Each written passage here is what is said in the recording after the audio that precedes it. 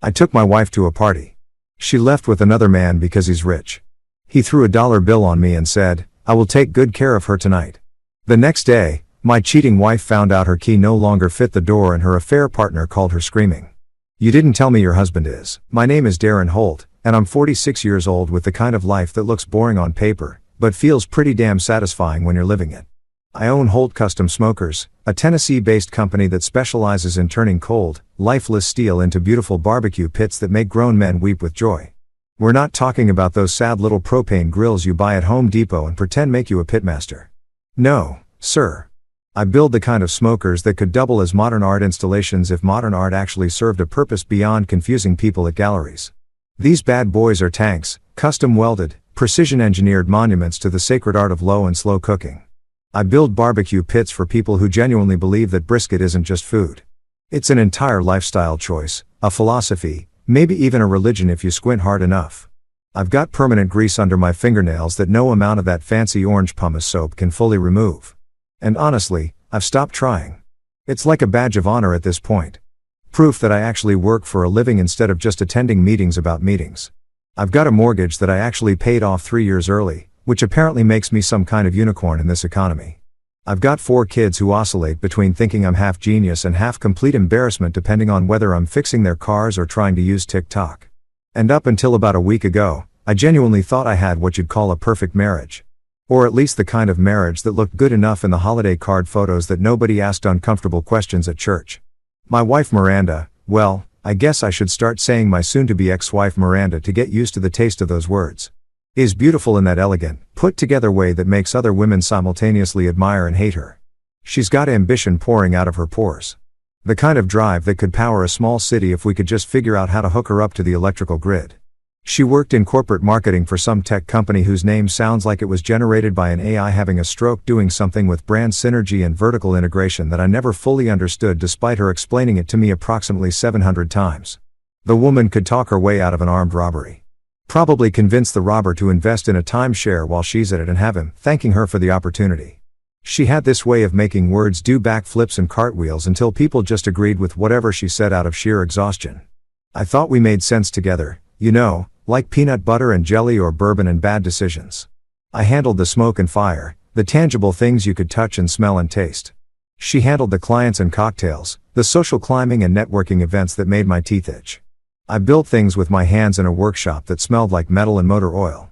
She built strategic partnerships in conference rooms that smelled like expensive carpet and broken dreams. I figured we balanced each other out. The blue-collar guy who kept things grounded and the white-collar woman who kept us classy. I was the substance. She was the style. Together we were supposed to be unstoppable. My workshop is my sanctuary, my happy place, the one spot on earth where everything makes sense. It's a 1,500 feet metal building behind our house. Sorry, my house now. We'll get to that.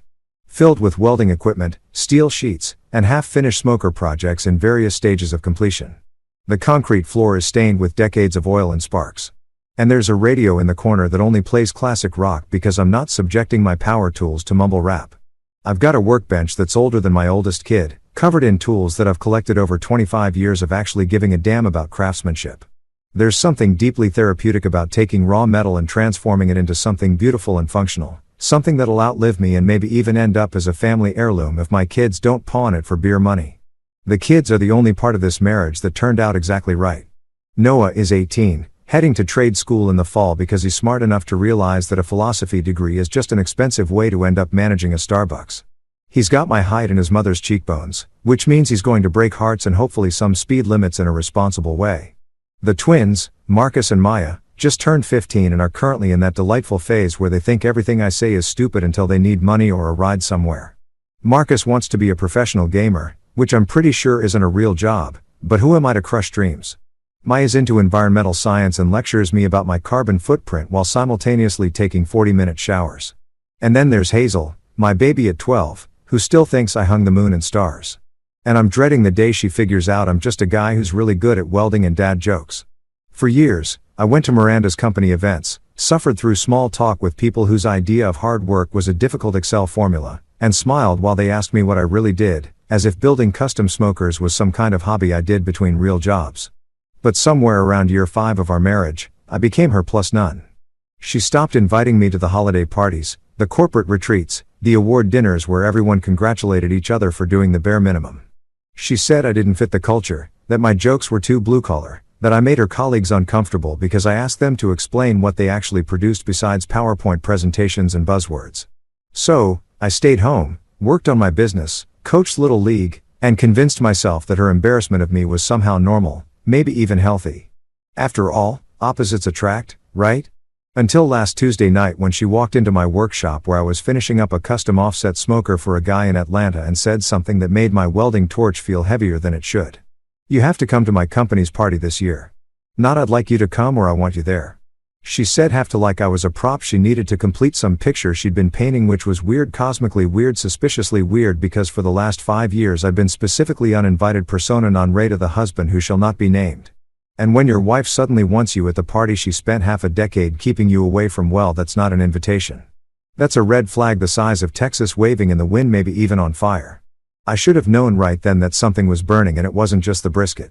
The event was being held at the Belgrave Grand Hotel, which is the kind of establishment where they have a guy whose entire job is to open doors for you. Like you've suddenly forgotten how handles work just because you're wearing expensive shoes. This place was dripping with the kind of wealth that makes you want to check your bank account just to make sure it hasn't committed suicide out of shame. The lobby had marble floors so shiny you could probably perform surgery on them.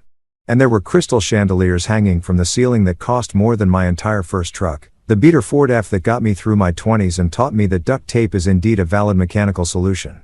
I wore my best suit, the charcoal gray one I'd bought for my father's funeral 3 years ago and had worn exactly twice since then, both times under duress. It still had the tags from the dry cleaner stapled to the inside pocket.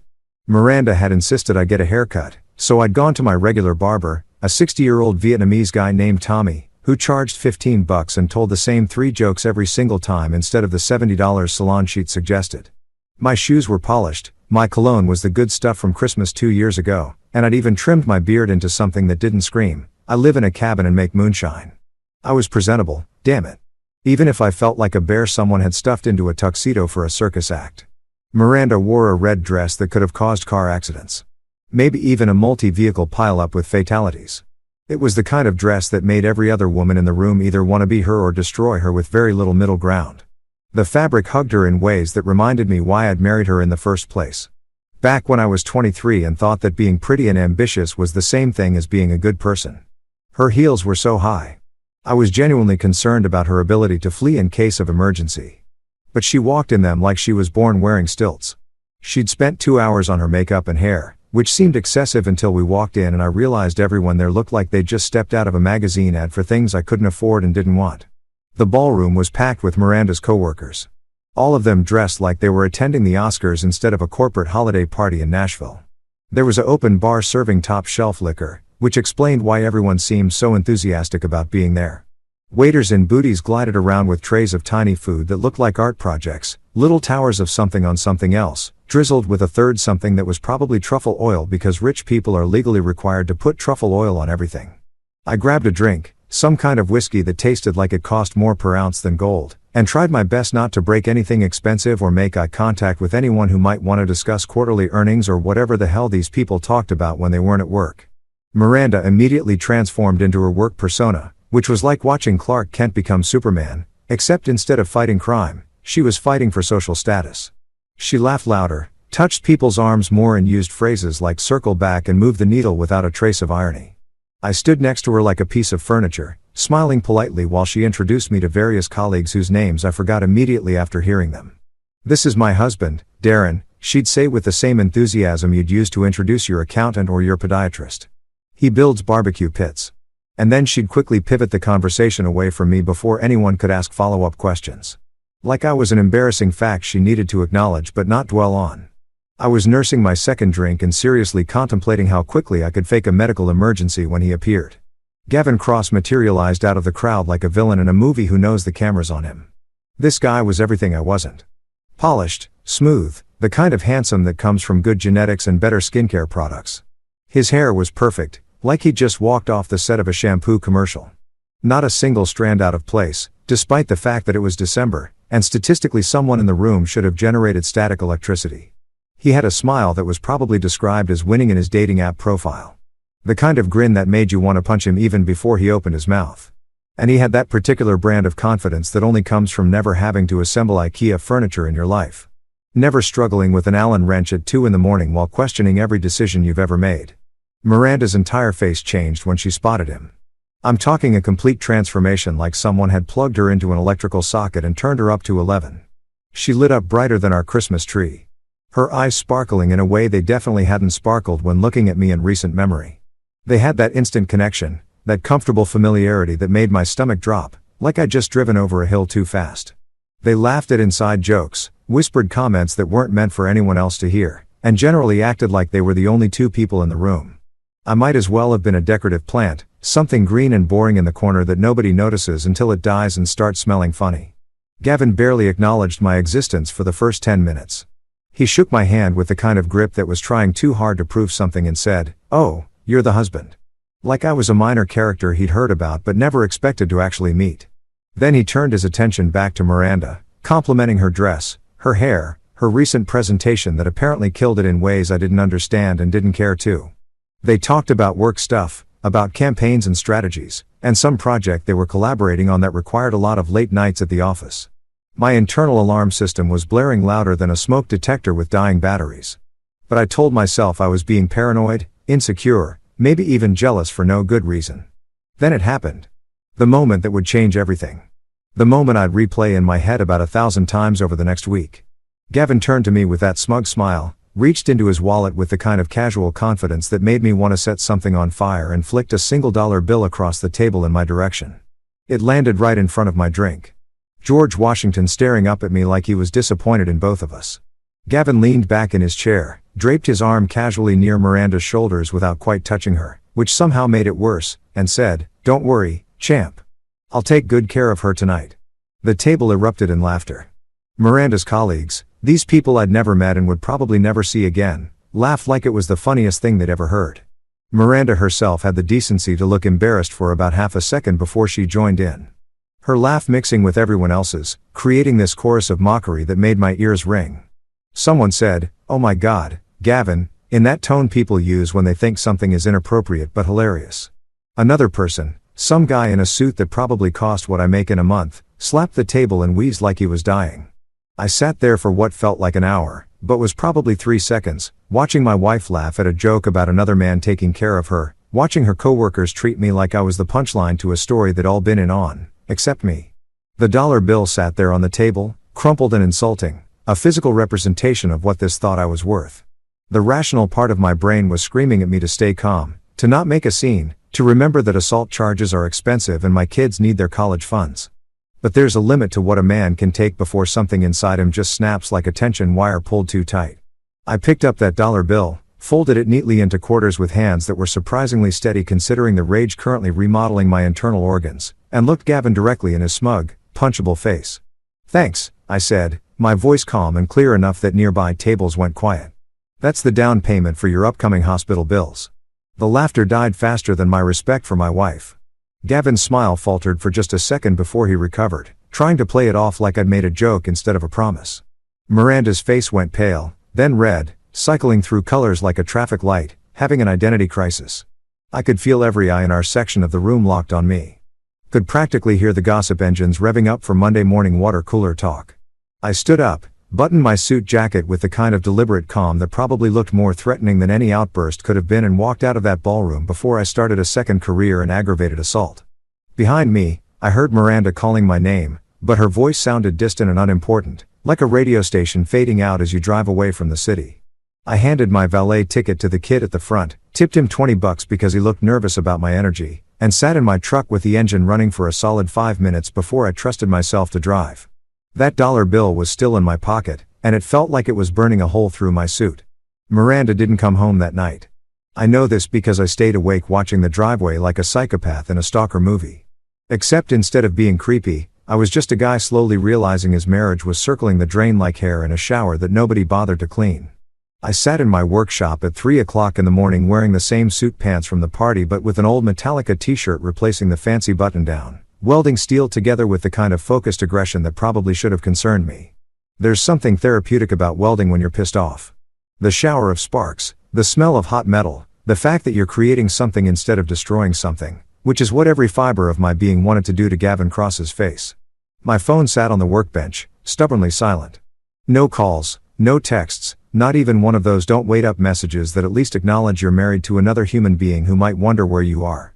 I tried calling her twice around midnight, and both times it went straight to voicemail, which meant she'd either turned her phone off or let the battery die. And neither option was particularly reassuring given the circumstances. I left one message, kept it simple. Where are you?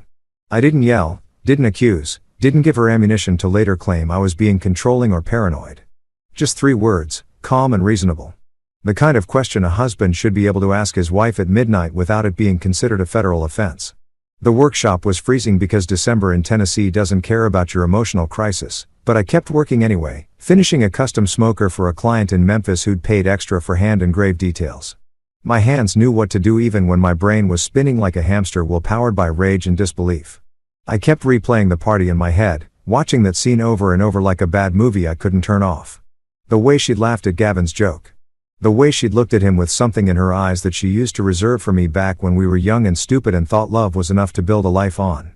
The casual cruelty of that dollar bill and the fact that she hadn't defended me, hadn't said a single word to shut down that disrespect. I thought about calling one of my buddies, maybe Rick, who lived 3 streets over and was always good for a beer and some solid advice, but it was 3 o'clock in the morning. And also, there's something deeply humiliating about admitting to another man that your wife might be cheating on you. It feels like a failure. Like you couldn't keep your own house in order, couldn't hold on to the woman you promised forever to. Pride's a funny thing.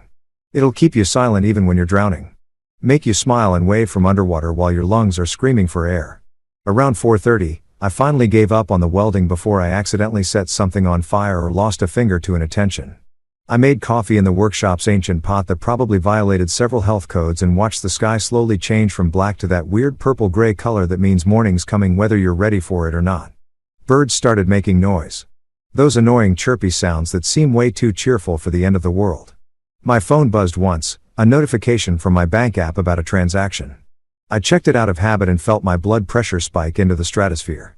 Miranda had used our joint credit card at the Belgrave Grand Hotel for a room at $147 a.m. The charge was $387, which meant she'd gotten one of the fancy suites because apparently when you're cheating on your husband, you might as well do it in luxury. I took a screenshot, saved it to 3 different folders, and emailed it to myself because I'm not an idiot and divorce court loves documentation. Then I sat there staring at my phone wondering what percentage of marriages end because of a hotel charge and a dollar bill and whether I was overreacting or underreacting or reacting exactly the right amount for a man whose wife just spent the night in a hotel with her smug coworker.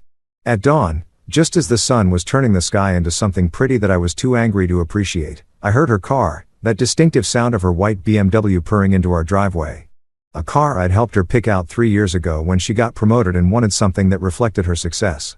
I stayed in the workshop, forcing myself to keep my hands busy organizing tools that didn't need organizing because I didn't trust what I might say or do if I met her at the door like some anxious puppy waiting for its owner. She crept into the house like a teenager sneaking in past curfew, and I watched through the workshop window as she fumbled with her keys and slipped inside. I waited 5 minutes, then 10, letting her think maybe I was still asleep. Maybe I hadn't noticed, maybe she'd gotten away with it. Then I walked across the yard in the cold morning air, still wearing my welding gloves like armor, and went inside through the back door that leads into the kitchen.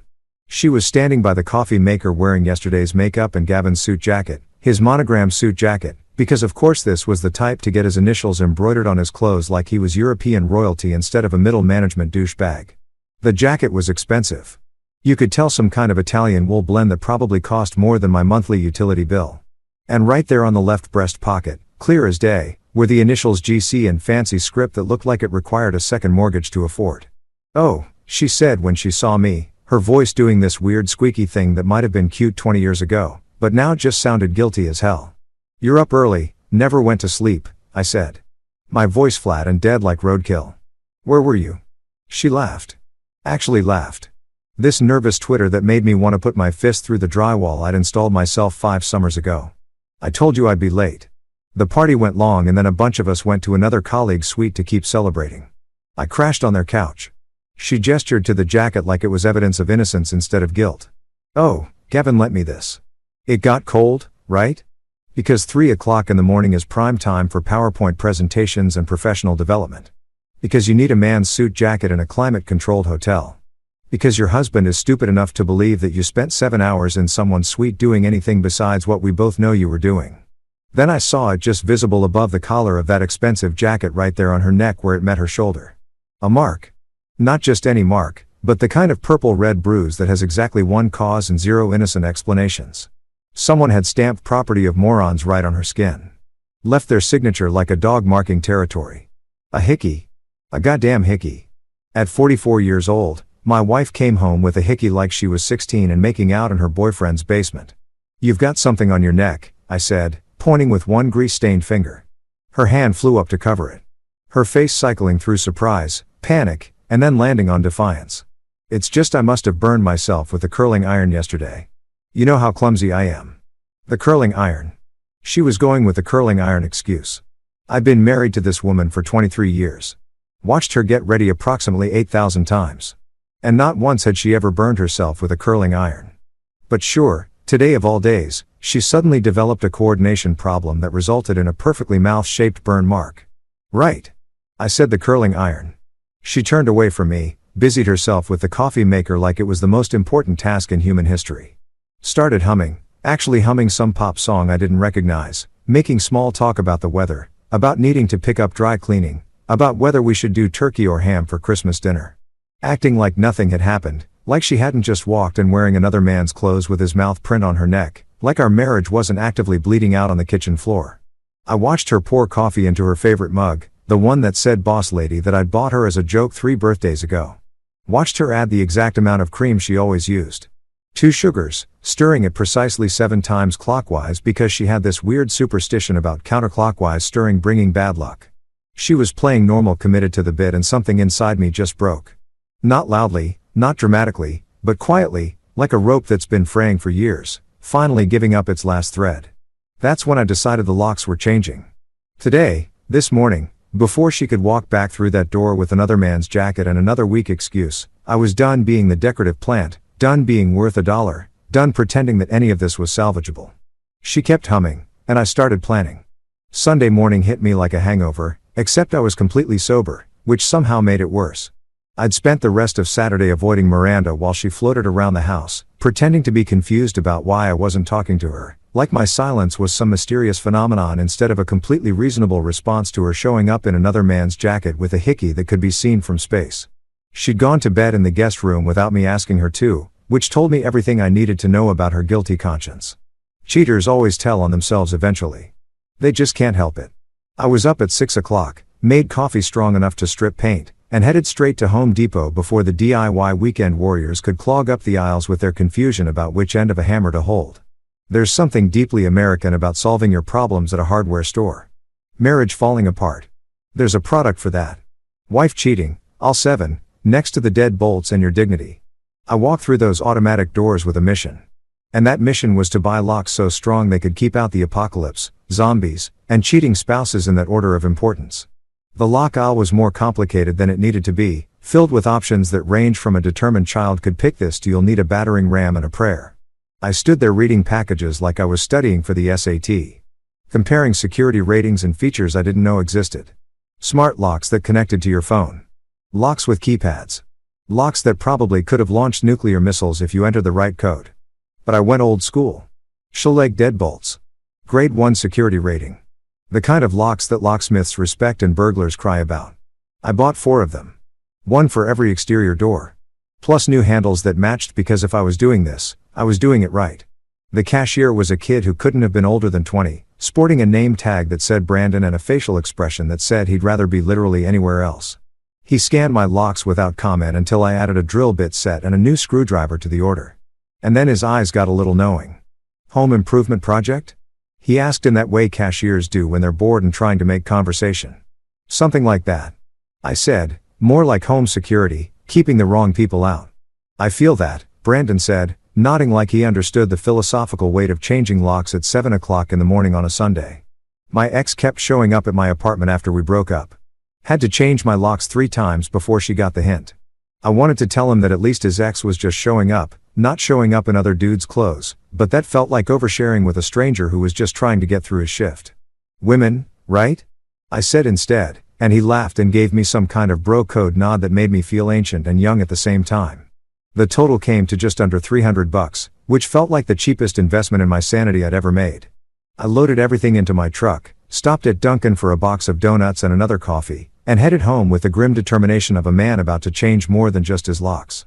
Miranda's car was still in the driveway, which meant she was either still asleep or hiding in the house trying to figure out her next move. I didn't care which.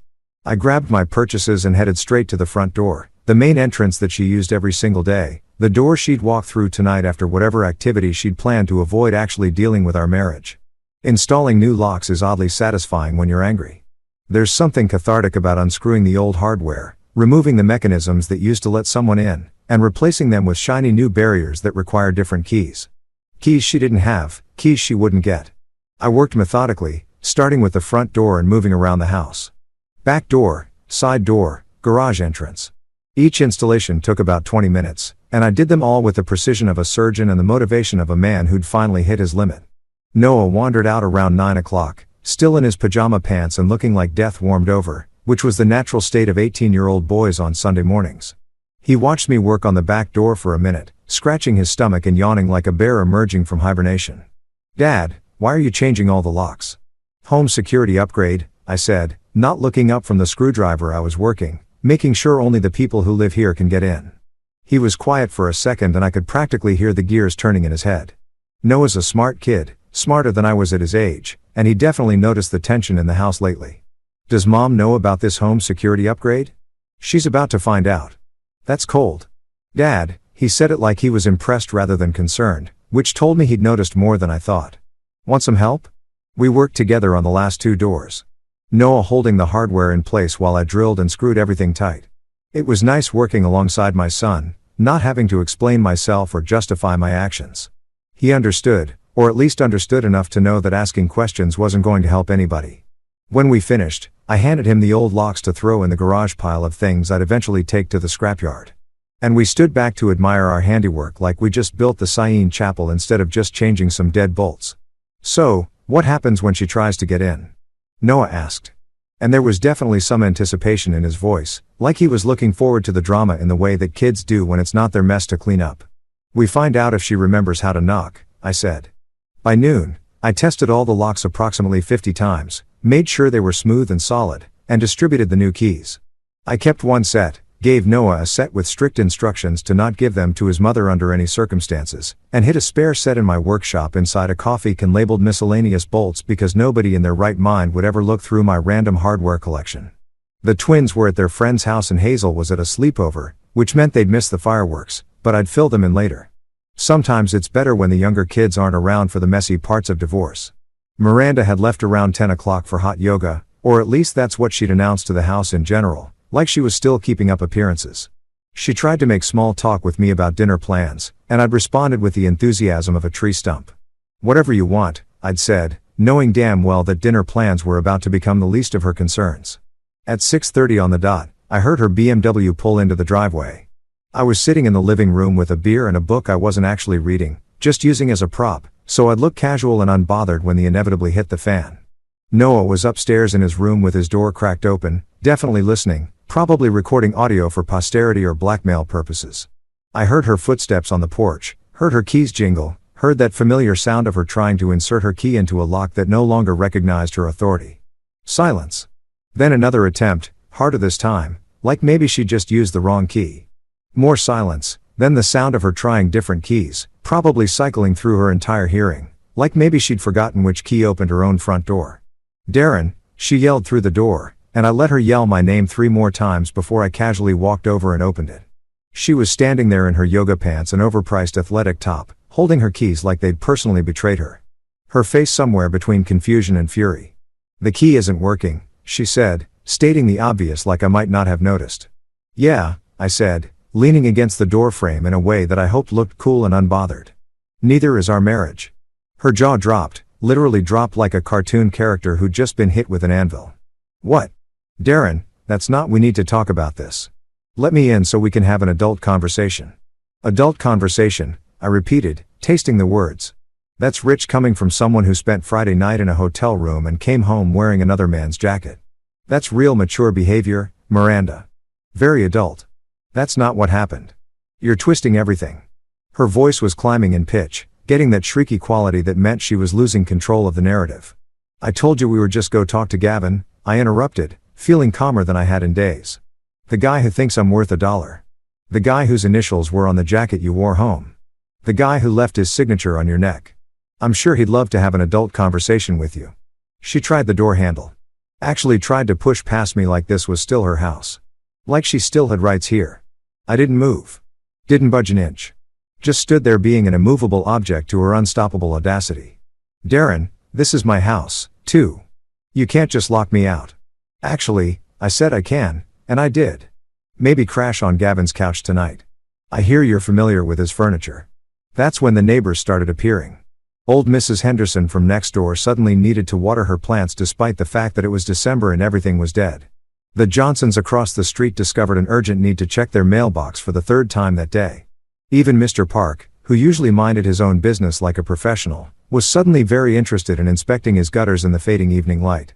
They weren't even being subtle about it, just standing in their yards pretending to do tasks while obviously listening to my wife have a meltdown on our front porch. Miranda noticed the audience and lowered her voice, trying to salvage some dignity. You're being unreasonable. We need to talk about communication. About communication, I said loud enough for the neighbors to hear because at this point I didn't give a single damn about privacy. Communication ended when you turned our marriage into a group project. Miranda, when you added a third person without my consent, that's not a marriage. That's a committee. And I'm resigning.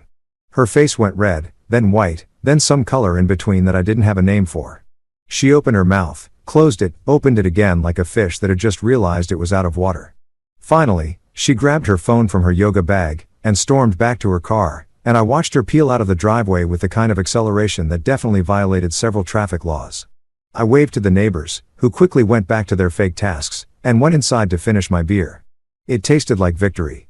The house felt different after Miranda left, like someone had finally opened a window in a room that had been suffocating for months. I sat on the couch with my beer getting warm in my hand, listening to the silence and realizing I didn't miss her voice filling it. That's probably the saddest realization a married man can have. That peace sounds better than his wife's presence. The beer tasted like freedom with a slight aftertaste of impending legal bills, but I take it. Noah came downstairs about an hour later after the neighbors had gone inside and the street had returned to its normal suburban quiet. He had that look on his face, the one kids get when they're trying to decide if they should say something or just let sleeping dogs lie. He grabbed a Coke from the fridge, sat down in the recliner that used to be his grandfather's, and just looked at me for a solid 30 seconds like he was scanning me for damage. So, he finally said, popping open his Coke with that satisfying hiss. Mom called me. I bet she did. I took a sip of my now warm beer and grimaced. Let me guess. I'm being unreasonable, dramatic, refusing to communicate like an adult. She said, you're overreacting. Noah said it flat. No inflection. Just reporting the facts like a journalist who didn't want to editorialize. That you changed the locks without warning and embarrassed her in front of the neighbors. That you're making a big deal out of nothing. Nothing, I repeated, feeling my blood pressure start to climb again. Did she mention the nothing she was doing in a hotel room at 2 a.m? The nothing that left a mark on her neck? The nothing that involved wearing another man's jacket home? Noah held up his hand like he was stopping traffic. Dad, I'm just telling you what she said. I'm not saying I believe her. He took a long drink of his Coke, buying time to figure out how to navigate this conversation. She wants me to talk to you, convince you to let her back in so you guys can work through this like mature adults. And what did you tell her? I told her I'd talk to you, Noah said, and then grinned in a way that reminded me exactly of myself at his age. I didn't say I try very hard. I laughed, couldn't help it. You're a good kid, Noah. Too good for this mess. Dad, I'm 18. I'm not a kid anymore, and I'm definitely old enough to know when someone's bullshitting me. He leaned forward, elbows on his knees, getting serious in that way young men do when they're trying to have important conversations. I've seen how she's been treating you the last couple of years. Like you're an accessory she's embarrassed to wear in public. Like building smokers isn't a real job. Like you're not successful enough for her image. It's been gross to watch. That hit me harder than I expected. I thought I'd been hiding it better. Thought the kids hadn't noticed the slow erosion of respect in our marriage. Apparently, I was wrong. Or at least not as good an actor as I thought. You noticed that, huh? Dad, we all noticed. Even Hazel asked me last year why Mom never wants to talk about what you do when her friends are around. Noah finished his Coke and crushed the can, which was technically littering in my living room, but I wasn't about to start enforcing rules right now. Marcus and Maya have a whole theory that she's been having an affair for like 6 months. I told them they watched too many reality shows, but he gestured vaguely at the locked door, at the empty driveway, at the whole situation. Guess they were onto something. 6 months. The twins thought she'd been cheating for 6 months. I tried to do the math backward, figure out when things had shifted from distant to suspicious. But honestly, it all blurred together. The late nights at the office, the business trips that seemed longer than necessary, the way she'd started dressing nicer for work than she did for date nights we'd stopped having. All the cliches, all the warning signs I'd ignored because acknowledging them meant admitting my marriage was dying. So what now? Noah asked. You kicking her out permanently, or is this just to make a point? I don't know yet. I admitted, which felt weird to say out loud. I'm angry enough to want her gone forever. But we've been married 23 years. We've got 4 kids, a house, a whole life. I can't just pretend none of that matters. But Dad, Noah said carefully. Does it matter if she doesn't respect you? If she's out there doing whatever, whoever she wants? Before I could answer, my phone buzzed, then buzzed again, then started ringing with a number I didn't recognize. I let it go to voicemail, watched the notification pop up, and felt my stomach drop. The voicemail was from Whitmore & Associates, a law firm downtown that advertised on benches and late-night TV. Miranda had already lawyered up, and it hadn't even been 24 hours.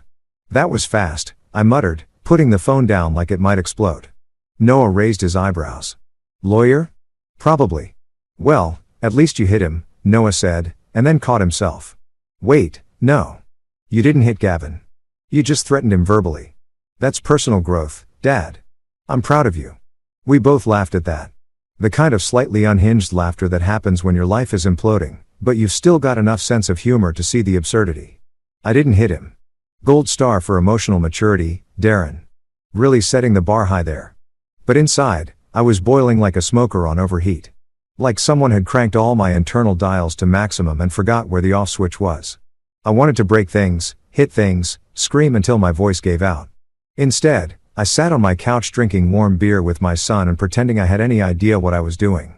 The next morning came too early and brought gifts I didn't want. The mail arrived at 10 o'clock and mixed in with the credit card offers and grocery store flyers was a thick manila envelope with a law firm's return address.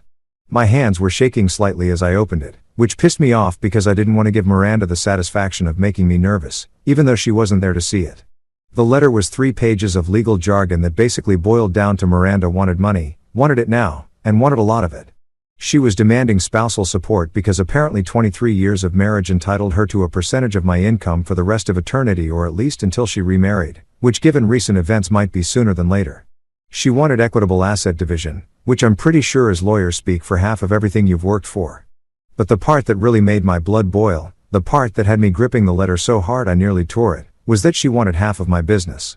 Half of Whole Custom Smokers, the company I'd built from nothing, started in a garage with borrowed tools and a dream that everyone said was stupid.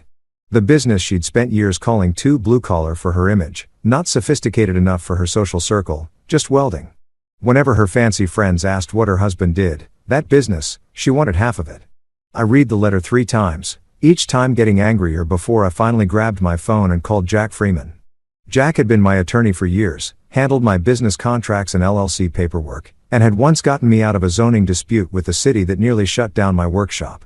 He was expensive, but he was good. And more importantly, he enjoyed a good fight the way some people enjoy golf. Darren, Jack answered on the second ring. His voice doing that thing lawyers do where they sound professional but friendly. How's business? Business is fine. Marriage is dead. Need your help killing it officially and making sure I don't get murdered in the process.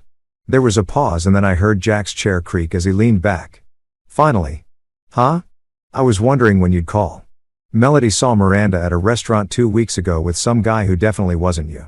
We figured it was only a matter of time. Everyone knew but me apparently, I said, feeling stupid and angry at the same time. I just got a letter from her lawyer. She wants spousal support and half my business. The business she always said was beneath her. Jack laughed, but it wasn't a nice laugh. It was the laugh of a lawyer who'd just been handed ammunition. Oh, Darren, my friend, you're about to have fun. Legally sanctioned fun. I don't want fun.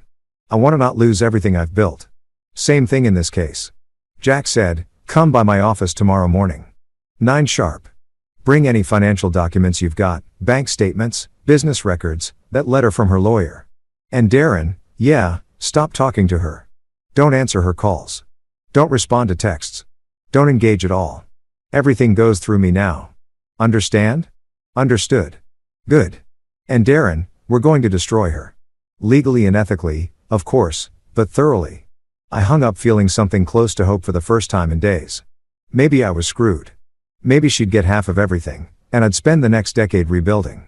But at least I had Jack Freeman in my corner. And that man loved winning almost as much as he loved billing hours. Noah stuck his head into the kitchen. Good news or bad news? Potentially good news disguised as expensive news. That's the lawyer spirit, Noah said. Want me to make pancakes? Spite pancakes taste better than sad pancakes. Make a lot. I said we're going to need the energy. We ate pancakes and planned for war. Jack Freeman's office was in one of those downtown buildings that tried really hard to look important. All glass and steel and modern art that nobody understood but everyone pretended to appreciate. His suite was on the 7th floor, decorated in that expensive minimalist style where everything cost a fortune but looked like it came from IKEA's corporate line. There were leather chairs, a massive desk made of some endangered tree species, and framed diplomas on the wall that reminded you he went to fancy schools where they taught you how to financially eviscerate people within the boundaries of the law. I showed up at 9 o'clock with a cardboard box full of documents that represented my entire financial life. Bank statements, business records, tax returns from the last 5 years, credit card bills, mortgage papers, and that damn letter from Miranda's lawyer that I'd read so many times I could practically recite it. Jack was already there with coffee that smelled way better than anything I made at home. And sitting next to him was a woman I'd never met before.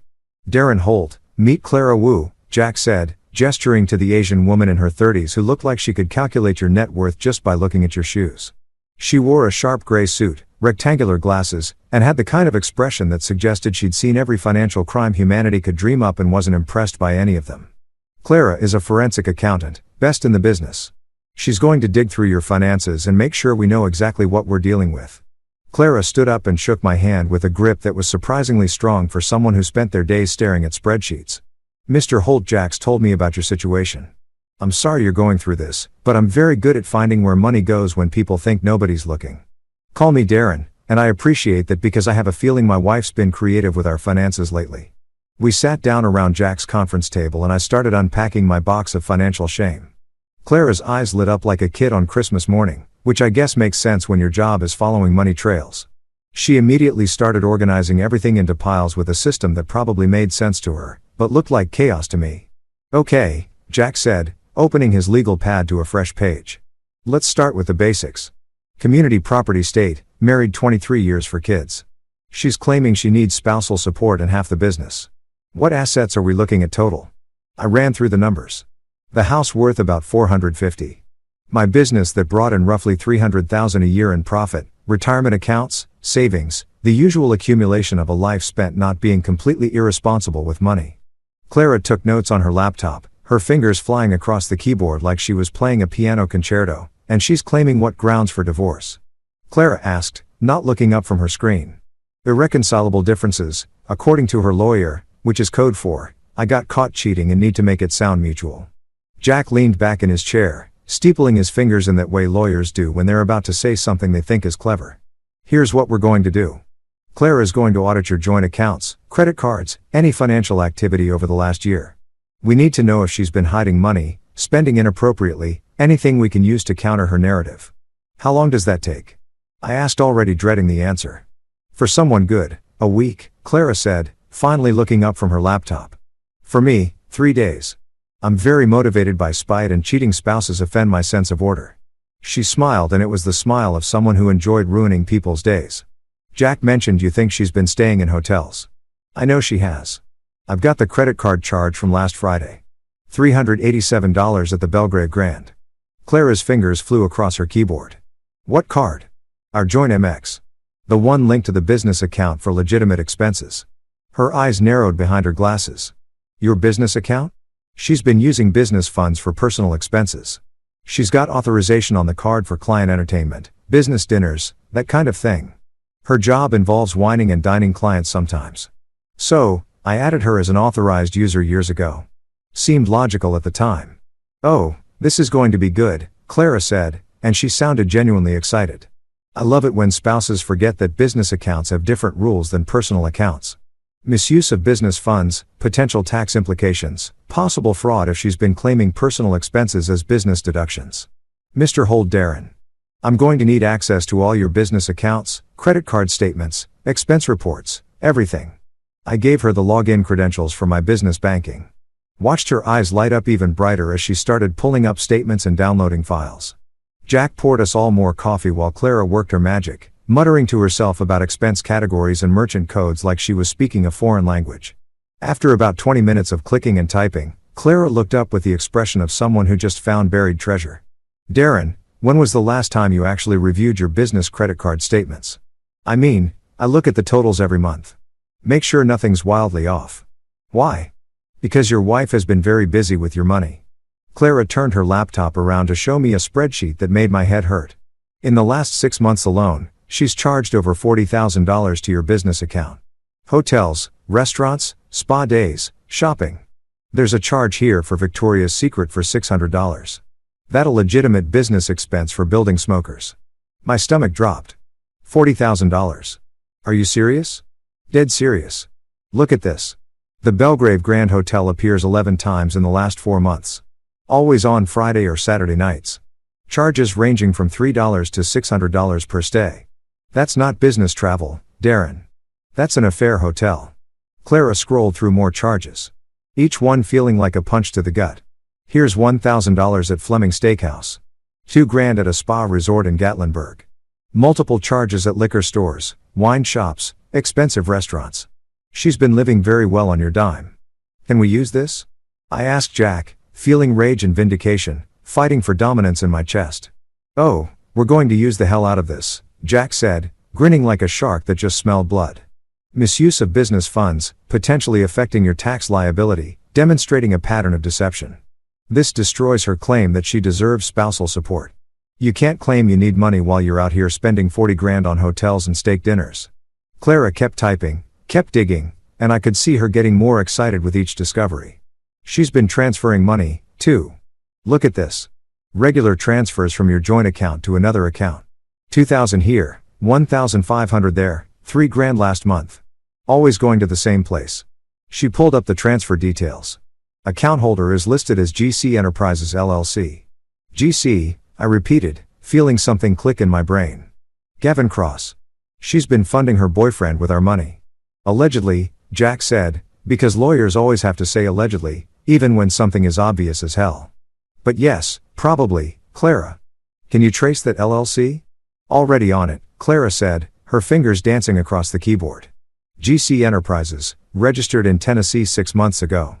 Principal owner Gavin Cross, business purpose listed as consulting services. What a joke.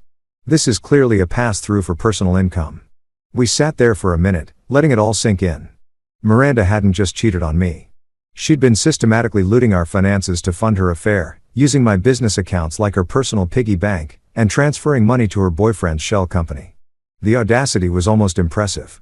Then Jack looked at me across the table with an expression I couldn't quite read. Darren, I need to ask you something. This Gavin Cross guy, where does he work? Some tech company. Miranda mentioned it a few times. Something with outdoor products or innovations or something. What? Jack's grin got even wider. What's the full name of your business? The legal entity name, not just Holt Custom Smokers. Holt Custom Smokers and Outdoor Innovations LLC. I bought out a smaller competitor 5 years ago. Kept them running as a subsidiary. They make fire pits, outdoor grills, that kind of thing. Different market than my custom smokers.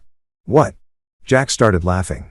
Not a polite chuckle, but a full-blown throw-your-head-back laugh that made Clara look up from her laptop in confusion. Darren, what's the name of that subsidiary? Crossfire Outdoor Innovations. I kept the name because they had good brand recognition. We operated separately. Different management team, different facilities. It's profitable, though. Why are you? I stopped mid-sentence as my brain finally caught up with what Jack was implying. No way. Yes way, Jack said, still laughing. Clara, pull up the corporate registration for Crossfire Outdoor Innovations. She typed, clicked, and then her jaw dropped. Parent company, Holt Custom Smokers and Outdoor Innovations LLC. Owner, Darren Holt. Holy, I need to see the employee roster, I said. My voice coming out weird and strangled. Pull up Crossfire's payroll. Clara navigated to my business accounting software, accessed the subsidiary's payroll system, and there it was in black and white. Gavin Cross, Senior Marketing Director, Crossfire Outdoor Innovations. Salary, $95,000 a year. Reporting structure, ultimately reports to me. The guy threw a dollar bill at his boss. The guy who'd been sleeping with my wife, using my money to fund his lifestyle, smirking at me at that party like I was beneath him. That guy cashed a paycheck with my signature on it every 2 weeks. My laughter could have registered on the Richter scale. It started as a chuckle, built into a roar, and ended with me wiping tears from my eyes while Jack and Clara stared at me like I'd lost my mind. Maybe I had, but this was the most beautiful twist of fate I'd ever witnessed. This is going to be beautiful, I finally managed to say. This is going to be so goddamn beautiful. Jack was already making notes, his eyes gleaming with predatory joy. Darren, my friend, we're not just winning this divorce. We're going to make legal history. Tuesday morning arrived with the kind of crisp winter sunshine that makes everything look clean and hopeful, which felt wildly inappropriate given that I was about to professionally destroy a man's life. I got to my office at Crossfire Outdoor Innovations at 7 o'clock. Early enough to beat the morning crowd, but late enough that my assistant, Kelly, would already be there with coffee and the ability to schedule meetings without asking too many questions. Kelly had been with me for 12 years, survived 3 economic recessions and my terrible dad jokes, and had developed a sixth sense for when I needed something done quietly and efficiently. "Morning, boss," she said when I walked in, already holding out a cup of coffee like she'd sensed my arrival. Kelly was 53, had 4 grandkids, and took exactly 0 from anyone. "You've got that look." "What look?" "The look that says someone's about to have a very bad day, and you're going to enjoy watching it happen." She sipped her own coffee, eyeing me over the rim. "What do you need?" "I need you to schedule a mandatory meeting for all division heads. Today, 10 o'clock sharp. Conference room A." I took a long drink of coffee that tasted like liquid vengeance. Make it sound important but vague. Strategic planning session or organizational restructuring discussion or whatever corporate nonsense makes people nervous. Kelly's eyes narrowed. All division heads means Gavin Cross for marketing. Especially Gavin Cross for marketing. She didn't ask questions, just nodded and started typing on her computer with the efficiency of someone who'd been waiting for this moment. "Consider it done." "Anything else?" "Yeah. Can you pull Gavin's personnel file? I want it on my desk in 20 minutes. Complete file, hire date, performance reviews, salary history, everything." "Getting messy, are we?" Kelly said, but she was smiling. "Kelly, we passed messy 3 days ago. Now we're in scorched earth territory." "About damn time," she muttered and went back to her computer. By 9:30, I had Gavin's complete employment history spread across my desk like evidence at a crime scene. Hired 3 years ago. Decent performance reviews, but nothing spectacular. Salary bumped twice because of market adjustments that I'd apparently approved without paying much attention. There were a few notes in his file about boundary issues with female coworkers. Nothing actionable, just observations from HR about him being overly friendly and inappropriately casual. Reading between the lines, the guy was a creep who'd learned to operate just inside the acceptable zone. I also had the dollar bill. I'd kept it in my wallet since the party folded and creased.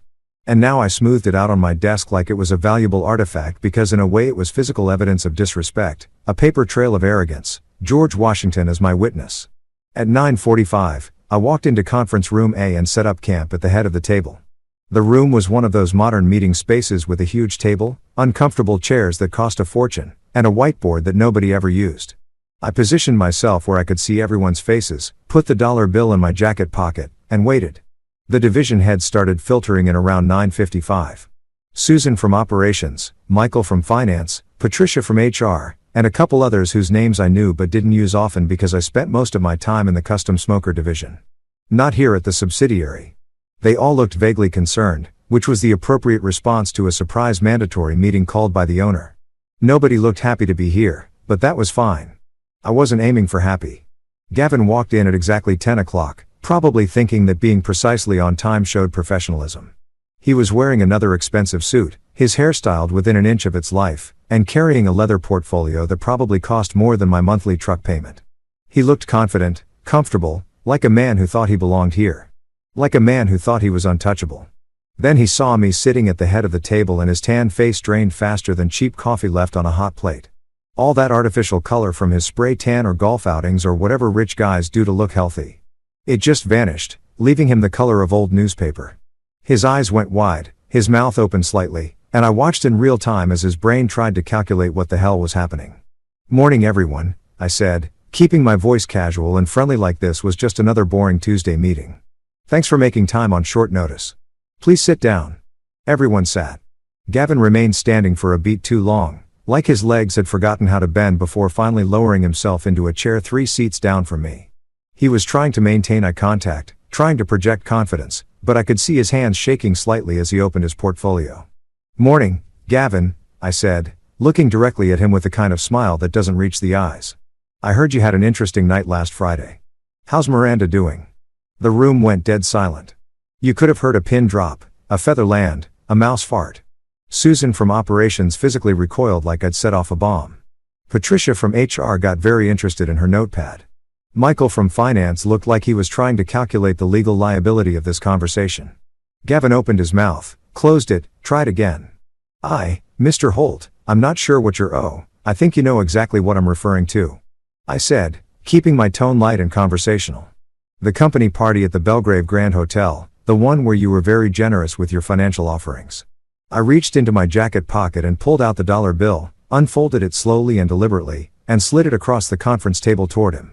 It spun slightly on the polished wood before coming to rest directly in front of his portfolio. "I think this belongs to you." Gavin stared at that dollar bill like it was a live grenade. The silence in the room was so thick you could cut it with a knife and serve it for dinner. I watched various emotions flash across his face. Confusion, recognition, horror, panic, like a slot machine landing on the worst possible combination. "I don't," he started, but his voice cracked. "Let me help you out," I said, leaning back in my chair like I had all the time in the world.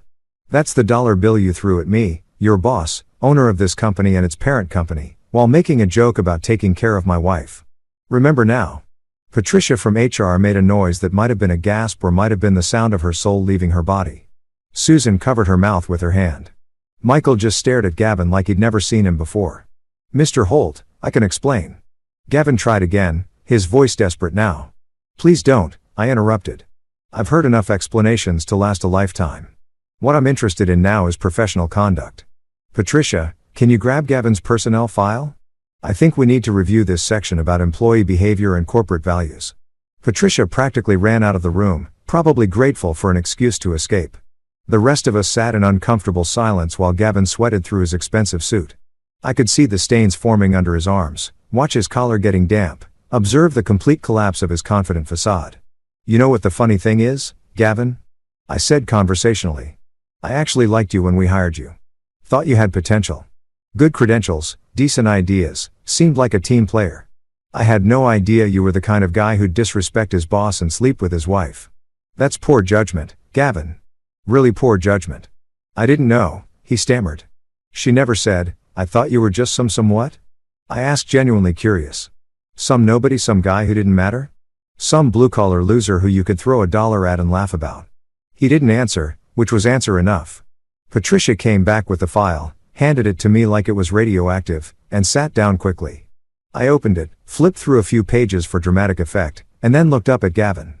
"It says here that employees are expected to maintain professional conduct both during and outside work hours, especially when representing the company at official functions. Would you say throwing money at your boss and propositioning his wife falls under professional conduct?" I wasn't. It was just a joke. I didn't mean. "Here's what's going to happen," I said, closing the file with a satisfying thump. "You're fired. Effective immediately. Conduct unbecoming of an executive. You can clean out your desk within the hour. Escorted by security. Your final paycheck will be mailed to your address on file. Your benefits in today. And if you try to file wrongful termination, my lawyers will be very happy to discuss your relationship with my wife and your misuse of company time and resources in court." Gavin's face went from pale to red to pale again. "You can't. This isn't." "I absolutely can, and it absolutely is," I said. "Patricia, can you call security to escort Mr. Cross to his office and then off the premises?" "Already texted them," Patricia said, not looking up from her phone. "They'll be here in 2 minutes." We sat there in silence, waiting for security to arrive. Gavin looked like he wanted to crawl inside a vent and die, or maybe run screaming from the building, or possibly just dissolve into the floor. I felt nothing but cold satisfaction, the kind of calm that comes from finally taking action after days of impotent rage. Security arrived. 2 guys named Marcus and Jeff who I'd hired specifically because they looked intimidating but were actually giant teddy bears who coached youth football. They escorted Gavin out without incident. Though I'm pretty sure Marcus accidentally bumped him into a door frame on the way. The meeting ended shortly after with everyone looking shell-shocked and avoiding eye contact with me. I didn't care. I went back to my office, had another coffee, and waited for the fallout. It came 3 hours later in the form of a voicemail on Miranda's phone. She'd apparently changed her number but forgotten to update it with people. So, the voicemail got forwarded to our home phone, which then got forwarded to my phone because technology is wonderful when it's on your side. Gavin's voice came through the speaker, high-pitched and panicked. "You didn't tell me your husband is the owner of my company. You said he was just some. You said he built grills. You didn't mention he owned the whole goddamn business.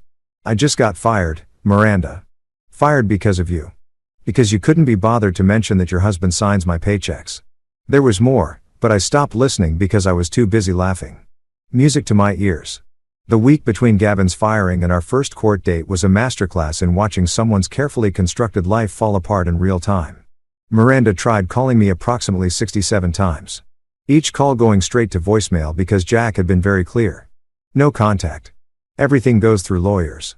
Protect yourself from doing something stupid. She left messages that ranged from apologetic to angry to desperate. Cycling through emotional states like she was trying to find the right frequency to make me cave.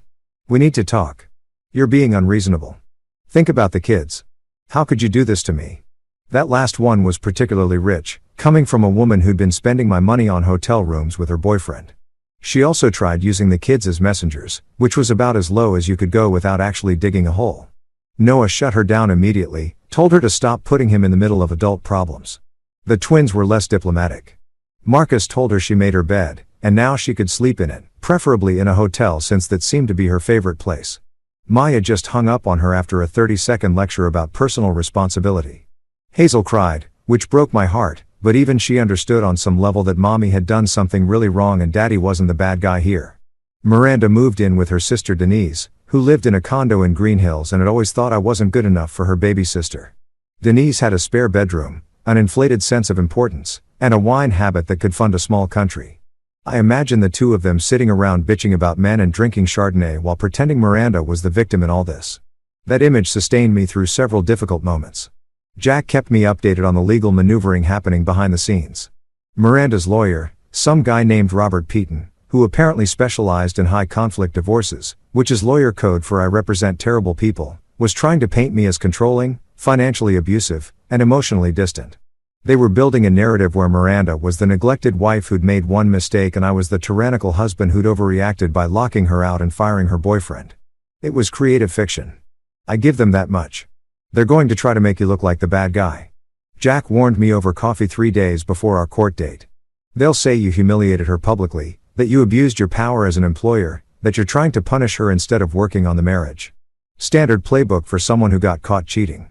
Let them try, I said, feeling calm in a way that probably should have worried me. We've got 40,000 in receipts that say otherwise. Oh, we've got more than that now, Jack said, grinning like a kid who'd just discovered where his parents hid the Christmas presents.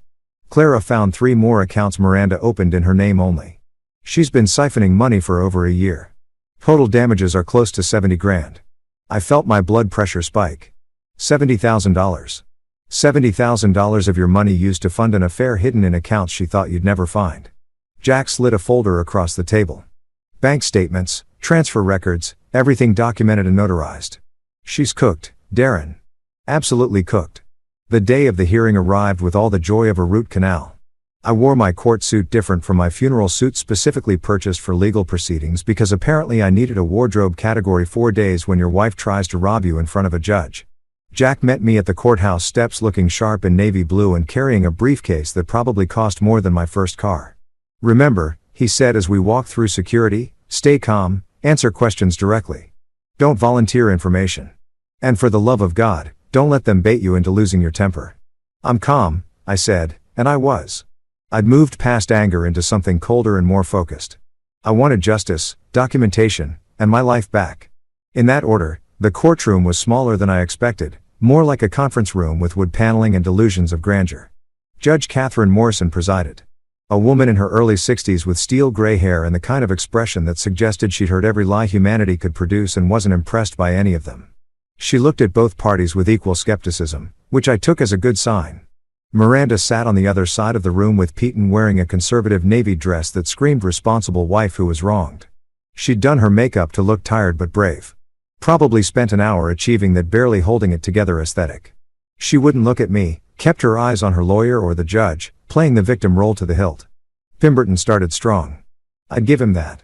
He painted a picture of Miranda as the devoted wife who'd sacrificed her own career ambitions to support my business, who'd endured years of emotional neglect while I focused on work instead of our marriage. He claimed I was vindictive and controlling, that I'd publicly humiliated her by changing the locks and firing Gavin.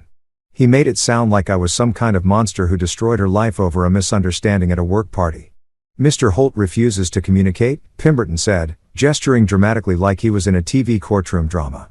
He shut my client out of her own home, denied her access to marital funds, and used his position of power to destroy the career of a colleague simply out of spite. This is a man who values revenge over reconciliation.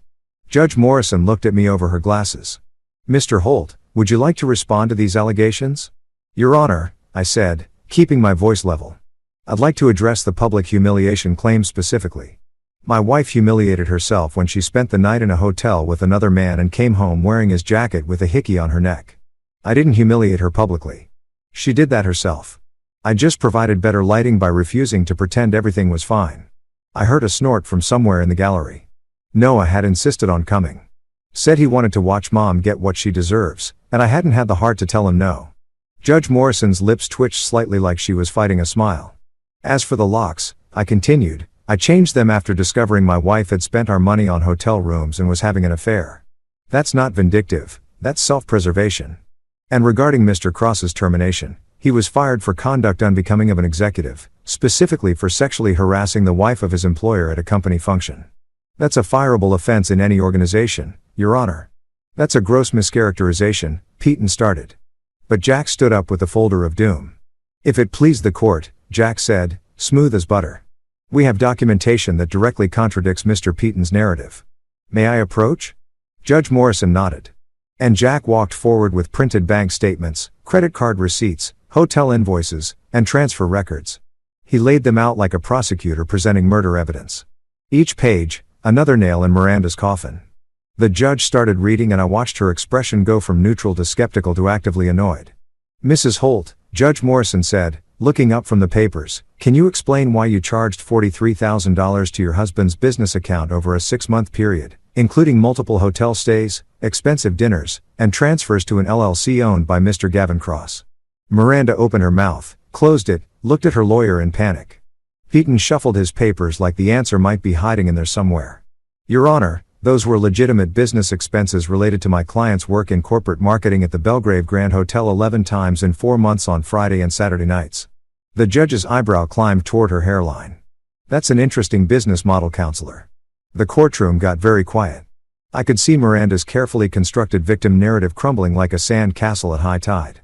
She tried to speak, but nothing came out except a small squeaking sound that might have been the death rattle of her credibility. Then Judge Morrison asked the question that made everything worth it. Mrs. Holt, were you aware that Mr. Gavin Cross was employed by a company owned by your husband?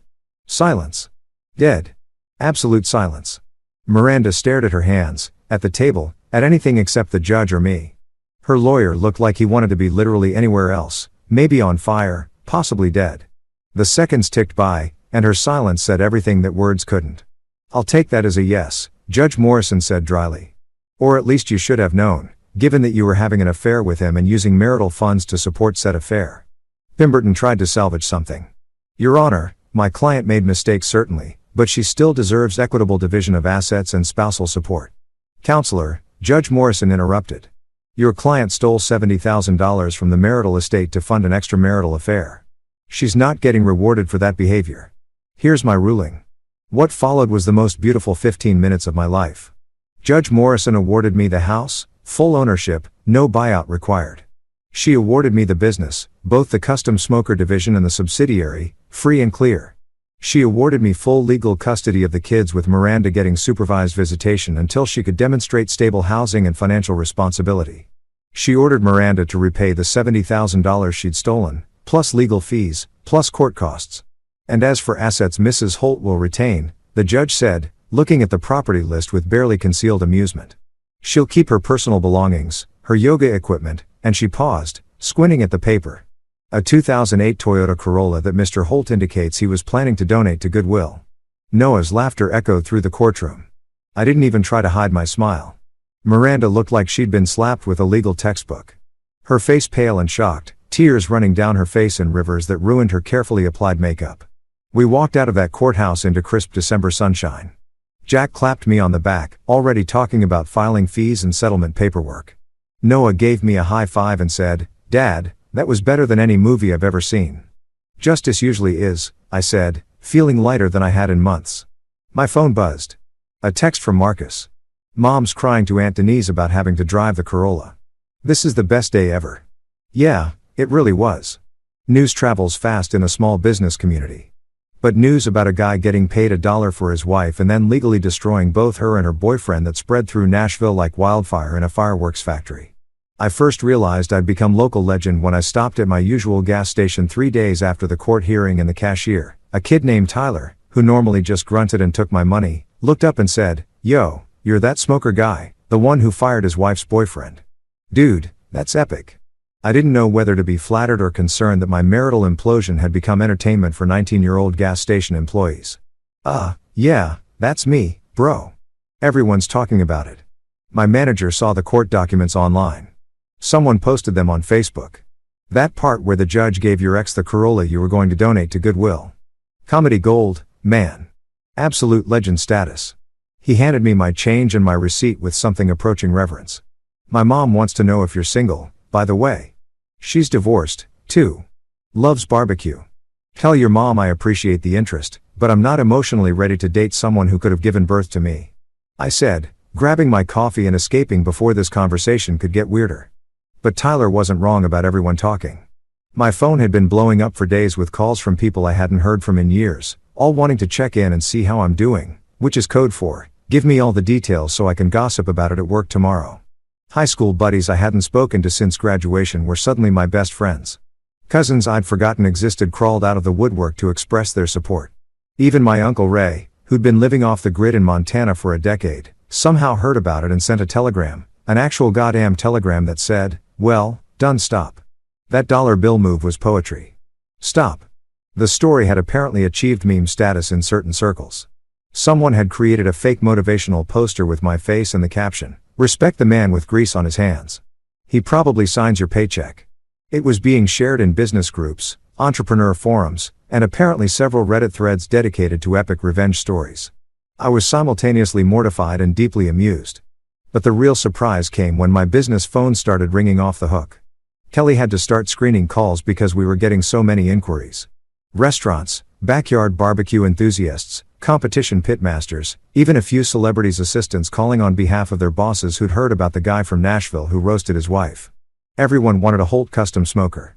Not just because they were quality products, which they were, but because they wanted to support the guy who'd become the folk hero of wronged husbands everywhere. "Darren, you've got another one," Kelly said, poking her head into my workshop where I was finishing a custom offset smoker for a client in Atlanta. "Gentleman from Memphis wants a premium smoker. Said he read about you in some business blog and respects a man who handles his problems with class and fire." His words, not mine. "What blog?" I asked, setting down my welding torch. She pulled out her phone and showed me an article titled "Tennessee Entrepreneur Turns Personal Betrayal into Business Boom, a Masterclass in Professional Revenge." It had been published 2 days ago on some small business website and apparently had gone viral in the barbecue and small business communities. The article detailed my story with surprising accuracy and ended with a quote from some business professors saying, "I demonstrated the power of maintaining professional standards and personal dignity in the face of adversity." "I'm being used as a case study in business schools now," I asked. Not sure if I should be proud or horrified. "Looks like it," Kelly said, grinning. "Also, you've got 3 more orders from people who specifically mentioned the article. Your business has literally tripled in the last week. We're going to need to hire more welders." She was right. Within 10 days of the court hearing, my order backlog had gone from 2 months to 6 months. I was getting requests for custom smokers from all over the Southeast, with some people willing to wait up to a year for a whole custom smoker. The irony wasn't lost on me. Miranda had always been embarrassed that I built barbecue pits for a living. Thought it was too blue-collar, not sophisticated enough. Now that blue-collar business was making more money than ever and I was getting featured in business publications while she drove a 2008 Corolla with a bumper sticker that said, "My other car is also disappointing." That's when inspiration hit. I was in my workshop at 2 o'clock in the morning, my traditional emotional processing time. When I realized I could turn this whole disaster into something productive, something that honored the men and women everywhere who'd been betrayed but kept their dignity. Something with a little sass and a lot of marketing potential. The next morning, I called Noah into my office. My son had taken a gap year before trade school and was working for me part-time, learning the business and discovering that he had a real talent for social media marketing. He could make a 30-second video of me welding steel look like a scene from an action movie. "I've got an idea," I said, pulling out the sketches I've been working on. "New product line, premium smokers, top-of-the-line materials, custom features. We're calling it the Loyalty Series." Noah looked at the designs, then at me, and started grinning. "Dad, that's brilliant. What makes it different from your regular line?" "Each one comes with a custom engraving," I said, showing him the mock-up right here on the front panel. "Tasteful, but visible. Don't get burned." He burst out laughing. "That's savage. I love it. We could market it as premium smokers for people who value loyalty and quality. Play up the whole relationships might fail, but good craftsmanship lasts forever angle." "Exactly. And we price them higher. These are statement pieces for people who want their smoker to have a personality." Within a week, Noah had created an entire marketing campaign around the Loyalty Series. He shot videos of me building the smokers, talking about craftsmanship and integrity, never directly mentioning my divorce, but letting the subtext do all the heavy lifting. He created an Instagram account that showed the process, the details, the final products. He even got one of those influencer guys, some pitten from Texas with 500,000 followers, to feature one of our smokers and talk about how quality and loyalty never go out of style. The Loyalty Series sold out before we even finished building the first batch. We had pre-orders for 30 units at $5,000 each, with people specifically requesting the "Don't Get Burned" engraving. Noah was handling social media, creating content, responding to comments, and generally being better at marketing than anyone I could have hired.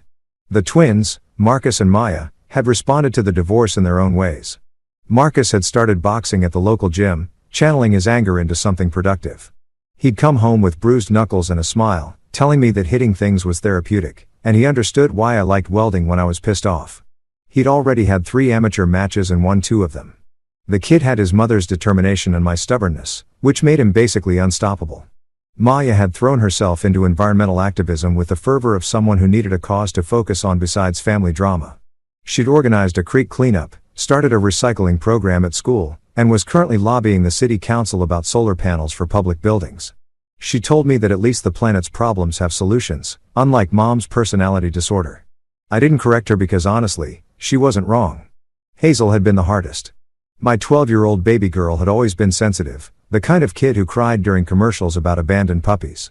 The divorce hit her hard, and I'd gotten her into therapy with Dr. Patricia Chan, a child psychologist who specialized in helping kids navigate parental separation. It was expensive, but watching my daughter struggle was worse than any price tag. Last week, Hazel had come home from therapy and found me in the workshop. She'd climbed up on my workbench, something I normally didn't allow because safety regulations, and just sat there watching me work for a few minutes. "Dr. Chun says I should tell you how I feel," she finally said. I put down my tools and gave her my full attention. "Okay, how do you feel?" "Sad that Mom did what she did. Angry that she broke our family, but also," she paused, choosing her words carefully. "Proud of you." "Proud of me?" "Yeah, Dr. Chun says you handled everything really well. That you stayed calm and didn't say bad things about Mom even though you could have. That you protected us and didn't make us choose sides." She looked at me with those serious eyes that made her seem older than 12. She says, "Not all dads do that." She says, "Some dads make it worse, but you didn't." I felt something in my chest crack open. Some pressure I didn't know I'd been holding. "I tried, sweetheart. I'm sorry you had to go through any of this." "It's not your fault," Hazel said firmly. "It's Mom's fault for making bad choices. Dr. Chun says we can't control other people's choices, but we can control how we respond. And you responded really good." "Really?" "Well," I corrected automatically, then hugged her. "Thanks, kiddo. That means a lot." Later that night, after Hazel had gone to bed, I told Noah about the conversation. He'd smiled and said, "You know what? Dr. Chen's right about the calm thing. You could have lost it. Could have done something stupid. Could have made it all worse, but you didn't, sweetheart. I said, stealing Hazel's phrase. Calm is the secret ingredient of revenge. Anyone can blow up. It takes real control to stay cool and let idiots destroy themselves. Noah raised his Coke can in a toast. To calm revenge and the loyalty series to quality craftsmanship and knowing your worth, I countered. We clinkied cans and somewhere in Nashville, Miranda was probably crying to her sister about the unfairness of life while driving a Corolla with 180,000 meters on it. The smoke was clearing, the fire was steady, and life was finally starting to look like something I could build on. 6 months later, life had settled into something that actually felt like living instead of just surviving. Spring had arrived in Tennessee with all its obnoxious beauty. Flowers blooming, birds chirping, temperatures perfect for sitting on the porch and smoking meat while contemplating how dramatically life can change when you finally stop tolerating. Miranda was working at a smaller marketing agency in Nashville, some boutique firm that probably paid half what her old job did. According to Noah, who still occasionally talked to her because he was a better person than me, she was finding herself, which is what middle-aged people say when they've screwed up their lives and are trying to rebrand the consequences as personal growth. She'd moved out of Denise's place and into a one-bedroom apartment in a complex that advertised luxury living, but really just meant they had a gym nobody used and a pool that was always slightly green. The Corolla was still running somehow. Though Noah said it made concerning noises that suggested its days were numbered. I felt bad for the car. It deserved better than being Miranda's transportation punishment. Gavin had reportedly fled to Florida to sell boats and hide from the shame of being the guy who threw $1 at his boss before sleeping with said boss's wife. According to the Nashville business gossip chain, which was more reliable than CNN and more vicious than TMZ, he was working at some marina in Tampa, selling fishing boats to retirees and probably lying about his previous career. Rumor had it his new boss was a guy named Frank Morrison, who happened to be my second cousin and knew the whole story. I didn't confirm or deny this, but I also didn't correct people when they brought it up. Some things are better left to karma and family connections. My business was thriving in ways I'd never imagined. The loyalty series had become our flagship product with a waiting list that stretched into next year. I'd hired 3 new welders, expanded the workshop, and even bought the property next door for future growth. Turned out that being known as the guy who handled his divorce with dignity and fire was excellent for business. Who knew? One evening in late April, I was sitting on my porch with a cold beer, watching smoke curl up from my personal smoker where a beautiful brisket was reaching perfection. Noah came out and joined me, bringing his own beer because he was 18 and I figured if he was adult enough to watch his parents' marriage implode, he was adult enough for a beer on the porch with his old man. "Dad," Noah said after a few minutes of comfortable silence. "You really handled all that like a pro." I grinned, watching the sunset paint the sky in shades of orange and pink. "Son, sometimes you don't have to fight fire with fire. You just have to let idiots light the match themselves and stand back far enough to enjoy the show without getting burned." "That's going on a t-shirt," Noah said, laughing. The stars started appearing. The smoker was running steady. And inside the house, I could hear the twins arguing about something meaningless while Hazel practiced piano. My home was filled with the sounds of actual life again. Messy, loud, imperfect, but real and honest. As for that dollar bill, it was framed in my office now, hanging right above my desk where I could see it every morning.